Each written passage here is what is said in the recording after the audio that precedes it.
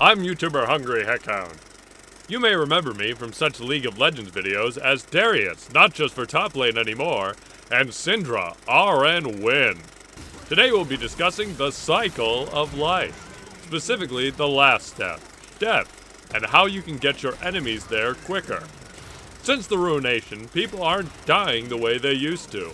It's up to you as Yorick to put them in the ground and keep them there. Maybe next time. But nobody plays Yorick. That's not true, Cooley. Join a community of over 6 players who play one of the funnest top laners around. Okay, but where do we start? His passive is a great place to start. Yorick's passive is Texas Funeral. Every time a champ, large monster, or X number of minions bites the dust near Yorick, a grave is left. You can have a max of 4 graves. Just like the bride, you got ghoulies down there ready to go on 2 movies worth of rampages. There are 2 ways to get those ghoulies to the surface, and unfortunately none of them involve Pai Mei and Kung Fu. Yorick's Q is Gravedigger. It's an empowered auto-attack reset that heals. If you last hit a minion, it makes a grave. If you have 3 graves or more, it can be recast to raise the dead. This Q can be really punishing. Think of it like NASA's Q. You don't only want to use it on minions.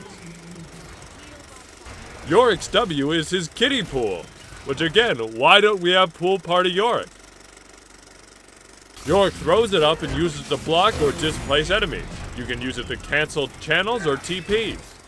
Use this to corral or block your enemies so they have to awkwardly stand there as you walk away.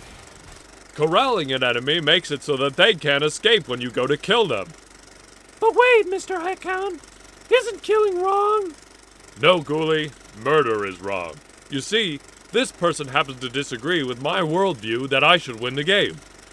That therefore makes him an enemy, who should be quickly put down. This completely eliminates any gray area that may have existed. But in Sunday school... Great, I'm glad we cleared that up. Now let's talk about Yorick's E. Watch this demonstrational video. Pocket sand! You see, you throw out your pocket sand and mark the enemy.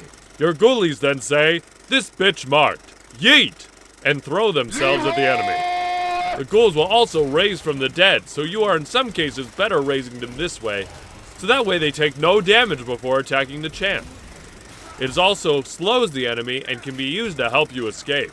Yorick doesn't play League of Legends, so he has a girlfriend, and it's his ultimate, Iron 4 Maiden.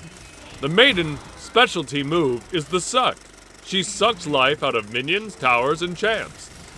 She will automatically turn down minions into ghouls, which makes pushing the only option. She's an independent woman who doesn't need Yorick to push lane. Recast in lane and send her on her way. This can free you up to do other stuff, like take an objective, get in a team fight, or go subscribe. She's not one for second chances, so when you tell her to leave, she's gone. So really think through before you tell her to go on her merry way. She's a long-term ride or die kind of gal, and doesn't go away unless killed. This therefore makes her the best companion ultimate. Don't at me. However, just like a girlfriend, she always wants to stay even when you want to leave. If you find yourself in that situation, the best thing to do is keep walking and meet her in the car. I think. I'm not sure. I don't have a girlfriend. I play League of Legends. I do know that if you take care of the maiden, she'll take care of you. So try to keep her alive if you can. Now let's discuss how to win as Yorick. Step 1. Push top. Victory! It's that simple. Split pushing is the name of the game with Yorick. You have a wife and 4 kids, and according to any family budget calculator, you need a lot of CS to keep them fed and clothed. Constantly be applying pressure to top lane. What's that? You can't push anymore? Consider taking Rift Herald. What's that? You've already taken Inhibitor? Tell bot lane to get out of your new lane and push. Constantly give this team the ultimatum. Do we fight for drag or do we stop Yorick? Do I gank another lane or do I stop Yorick? Unfortunately, with ultimatums, both answers are wrong.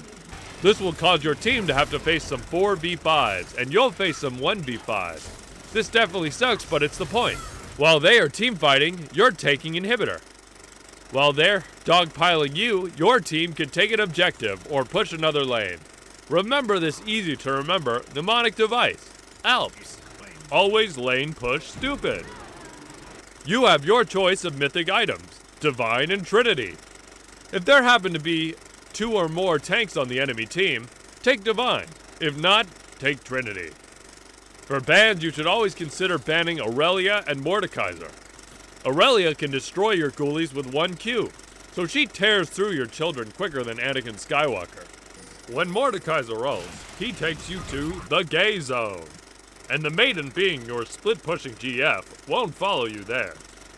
This is a Yorick and Morty adventure you don't want to be on. That's all we have time for today.